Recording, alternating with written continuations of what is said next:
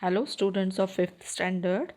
आज हम EVS part 1 का first lesson our earth and our solar system start करेंगे। मतलब इसमें हमारी अर्थ और हमारे सोलर सिस्टम के बारे में बताया गया है।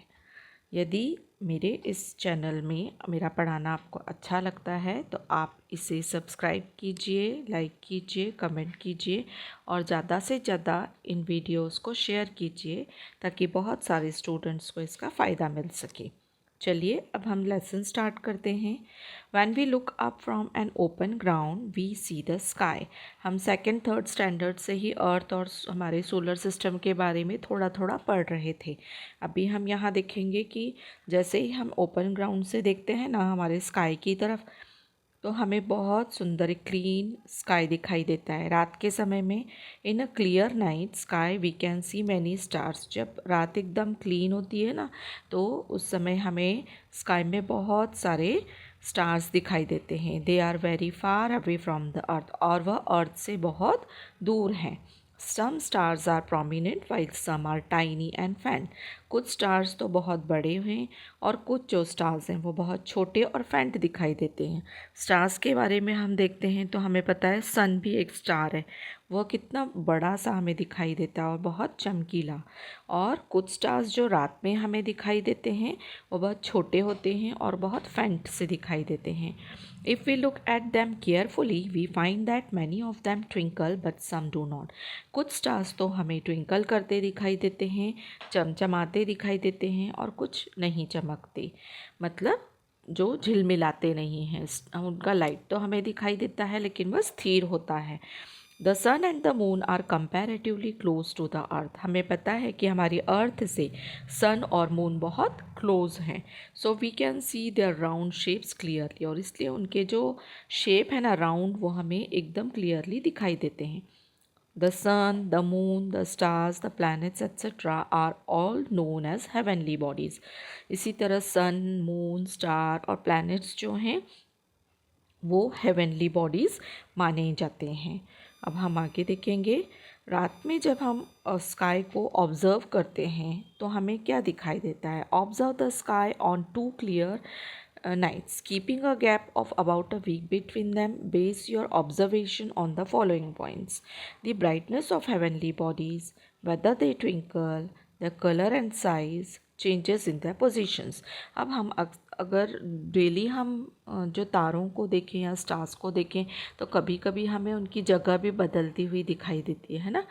तो एक्चुअली क्या होता है, हमारी अर्थ घूम रही है किसके आसपास, सन के आसपास। इसलिए हमें जब रात में स्काई में देखते हैं तो हमें कुछ तारों की जगह बदलती हुई दिखाई देती है। On both nights draw picture of illuminated portion of moon and note how it changes from day to day. ऐसे ही हम जब मून के पिक्चर्स देखते हैं तो हमें उसमें भी बहुत सारे डे टू डे चेंजेस दिखाई देते हैं। अभी स्टार्स क्या होते हैं। Stars, the heavenly bodies that twinkle are called stars. Second third lesson में स्टैंडर्ड में भी हमने स्टार्स के बारे में पढ़ा था कि the stars have their own light, they twinkle in the sky, मतलब वो ट्विंकल करते हैं और उनकी अपनी खुद की लाइट होती है। The sun is a star, हमें पता है सन भी एक स्टार है। It is closer to earth than any of other stars, और ये हमारी अर्थ के बहुत क्लोज है। हैंस इट अपीयर्स बिग, इसलिए वो हमें बहुत बिग सा बड़ा सा दिखाई देता है। देखिए यहाँ पर सन दिखाया गया है and it looks brilliant also. In its bright light during the day we can not see other stars, और इसका लाइट इतना ब्राइट होता है कि डे टाइम में हमें अदर स्टार्स दिखाई नहीं देते। And now planets. प्लैनेट्स क्या होते हैं।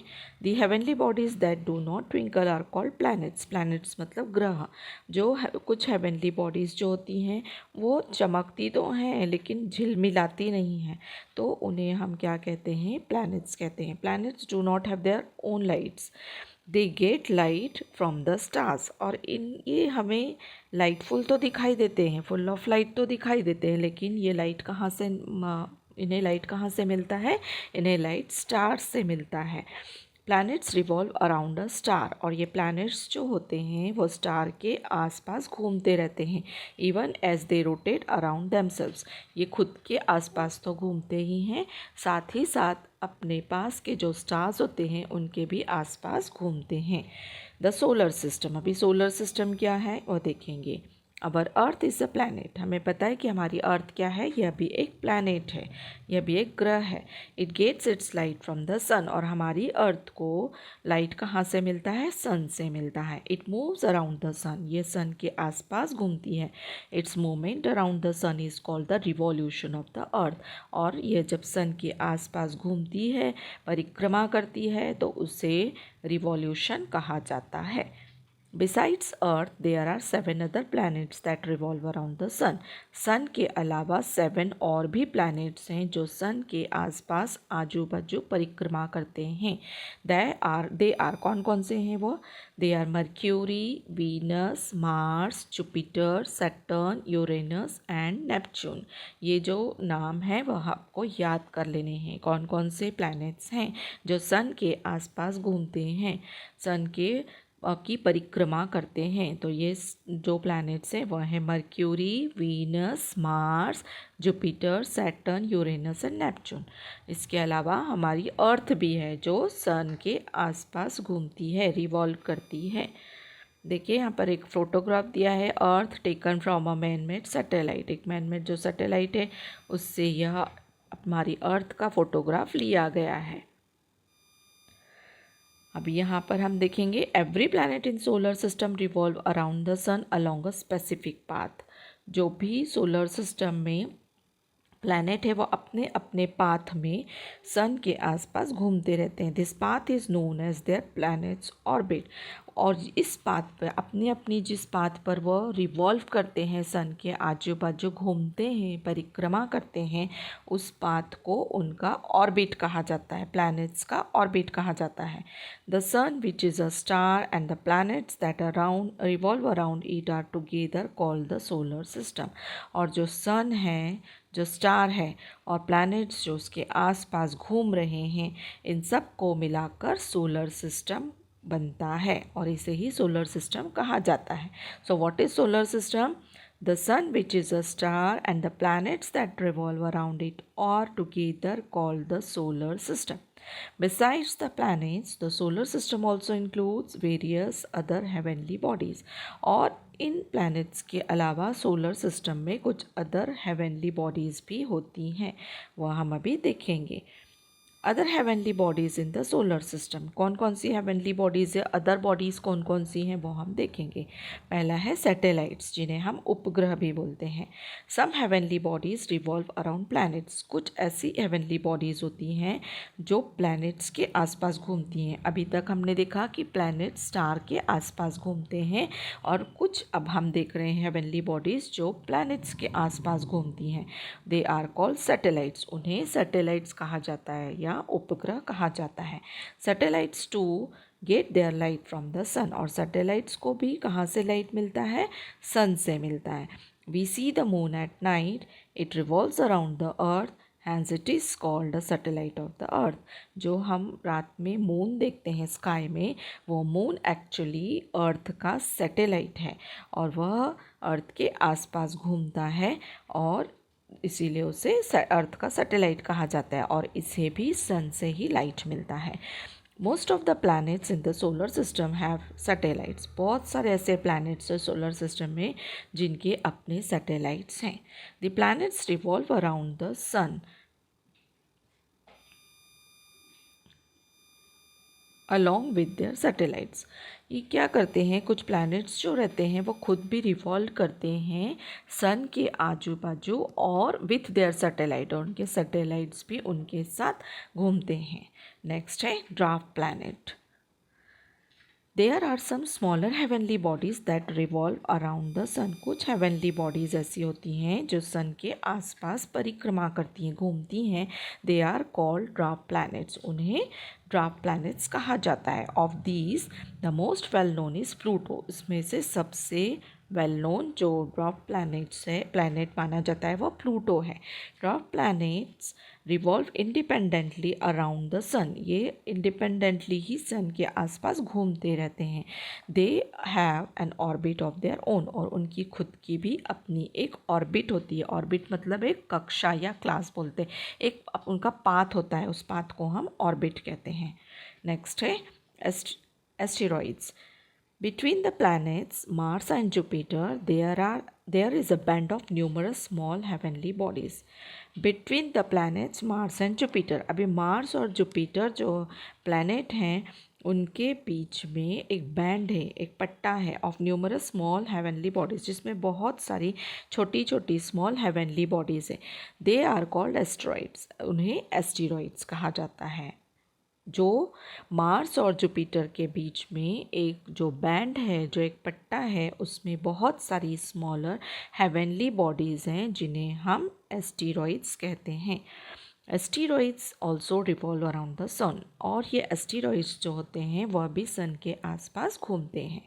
Compare to the sun, other heavenly bodies in solar system are much smaller.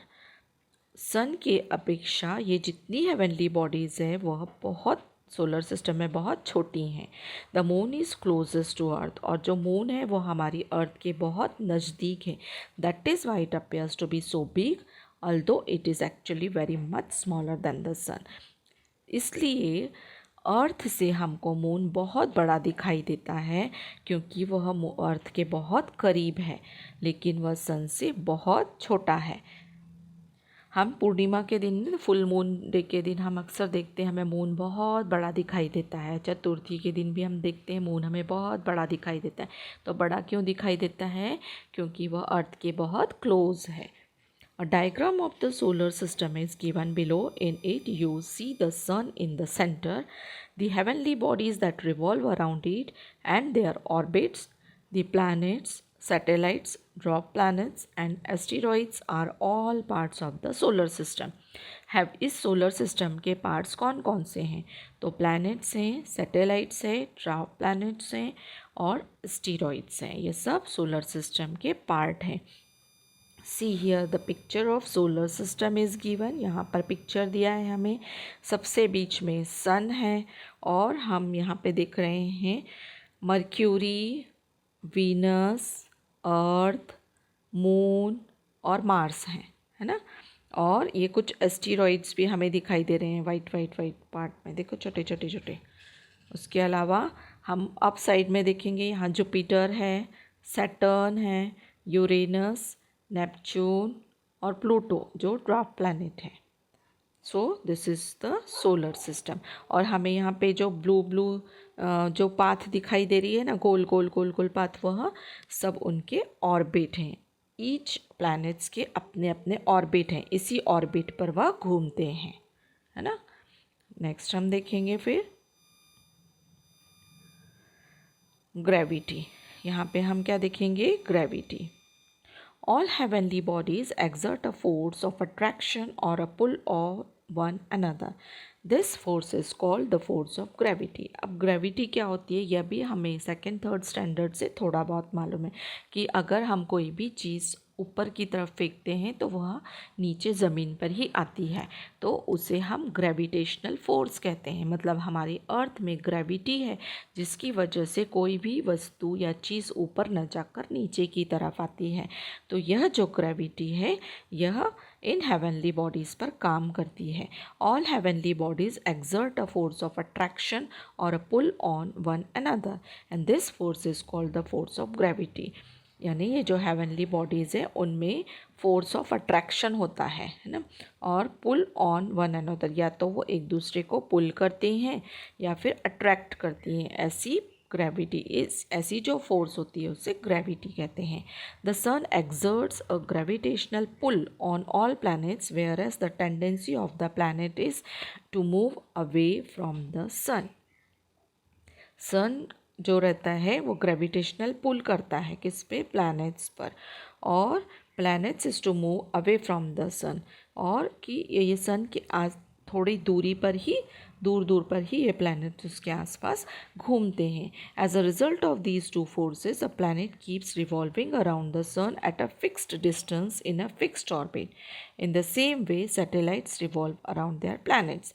तो सन और इन प्लैनेट्स के बीच में एक फोर्स काम करती है जिसकी वजह से यह एक फिक्स पाथ में सन के आसपास घूमते हैं। तो यहाँ पर भी ग्रेविटी काम करती है और हमारी अर्थ पे भी हमें पता है ग्रेविटेशनल फोर्स काम करती है। ठीक है, जिसके हम कुछ एग्जाम्पल यहाँ पर दिया है। In which direction do these things fall. कुछ चीज़ें अगर हम फेंकेंगे तो वह कहाँ गिरेंगी, जैसे leaves, flowers, fruits from a tree. Tree पे से पर से अगर लीव्स है, फ्लावर्स है, फ्रूट्स गिरता है तो वह नीचे की ओर आता है, वह ऊपर स्काई की तरफ नहीं जाता। इसका मतलब है कि हमारे जो प्लैनेट है उस पर ग्रेविटेशनल फोर्स काम कर रही है। Rocks that come loose from a hill side. अब हिल साइड पे से भी, माउंटेन पे से भी अगर कोई पत्थर गिरता है तो वो नीचे ही आता है, ऊपर की तरफ नहीं जाता। Rain falling from the sky. Sky से गिरने वाली बारिश या रेन जो है वह भी सीधे हमारी पृथ्वी पर अर्थ की तरफ ही आते हैं। Due to the earth's gravity all things on the earth remain on it. और इसी ग्रेविटी की वजह से ही अर्थ पर यह सब कुछ चीज़ें हमें दिखाई देती हैं। Even if we throw something upward with great force, it finally falls down to the ground. ये हमें पता है कि अगर हम कोई चीज़ ऊपर की तरफ फेंकेंगे तो वह नीचे ही आएगी। यह फोर्स काम करती है। इधर एक न्यू वर्ड दिया है, देखिए a new word space. The emptiness between and beyond the stars and planets is called space or outer space. Space का मतलब क्या है? Emptiness between and beyond the stars and planet. Stars और planets के बीच में अगर कोई एम्प्टीनेस है या उसके बियॉन्ड, उसके अदर साइड में भी अगर कुछ एम्प्टी पार्ट है, एम्प्टीनेस है, तो उसे स्पेस या आउटर स्पेस कहा जाता है। People have always been curious about the heavenly bodies in the sky. They have always wanted to reach them. However, to send some object from the earth into space, it must be given power. हम देखते हैं कि बहुत सारे आज भी हमारे जो अर्थ पे पीपल हैं, वो बहुत सारे लोग, बहुत क्यूरियोसिटी रहती है उन्हें, बहुत जागरूकता रहती है, जानना रहता है कि हमें भी इन हेवनली बॉडीज़ को पास से देखना है या हमें भी उन्हें देखना है। तो क्या किया जाता है? It must be given power against the force of gravity. और रॉकेट टेक्नोलॉजी और space launch technology is use for that purpose. तो ऐसे हेवनली बॉडीज़ को जानने के लिए रॉकेट टेक्नोलॉजी का यूज़ किया जाता है, या फिर जिसे स्पेस लॉन्च टेक्नोलॉजी भी कहा जाता है। One of the Diwali fire cracker is called a rocket. और इसी तरह का एक फायर क्रैकर जो दिवाली में हम यूज़ करते हैं वह है rocket. It is packed with explosive substances. Rocket में क्या होता है? बहुत सारे एक्सप्लोजिव्स भरे जाते हैं, जिसकी वजह से जब हम उसे जलाते हैं तो वह सीधे अप साइड जाता है। क्यों? क्योंकि उसमें बहुत सारा क्या रहता है? एक्सप्लोजिव रहता है। इसी टेक्नोलॉजी के जैसे ही हमारा जो स्पेस लॉन्च सिस्टम है वो काम करता है। The explosives burn rapidly and produce a lot of energy. Explosive बहुत तेज़ी से बर्न होता है, बहुत सारी एनर्जी प्रोड्यूस करता है। The design of the rocket is such that the fire cracker is pushed in a certain direction at a great speed. और हम देखते हैं कि ये जो रॉकेट होता है ना, फायर क्रैकर रॉकेट, तो अगर हम उसे जलाते हैं तो वो हाई स्पीड से जाता है। इसी टेक्नोलॉजी पर हमारा स्पेस लॉन्च रॉकेट भी काम करता है। देखो सी इन द पिक्चर, यहाँ पर space launch using a rocket दिया है। ये पिक्चर किस तरह से जोर से वह एक्सप्लोजिव्स उसे ऊपर की तरफ ढकेलता है। Very powerful rockets are use to send a spacecraft into space. और इसीलिए स्पेस में स्पेस क्राफ्ट भेजने के लिए बहुत पावरफुल रॉकेट्स का उपयोग किया जाता है। A tremendous quantity of fuel is burn in rockets so that space craft weighing thousands of tons can be launched into space. तो स्पेस क्राफ्ट को स्पेस में भेजने के लिए बहुत सारे फ्यूल की ज़रूरत होती है। तो थाउजेंड्स ऑफ टन्स जो है फ्यूल है वो रॉकेट में डाला जाता है, बर्न किया जाता है। In the 20th century, a few countries of the world developed space technology and sent hundreds of spacecraft into space.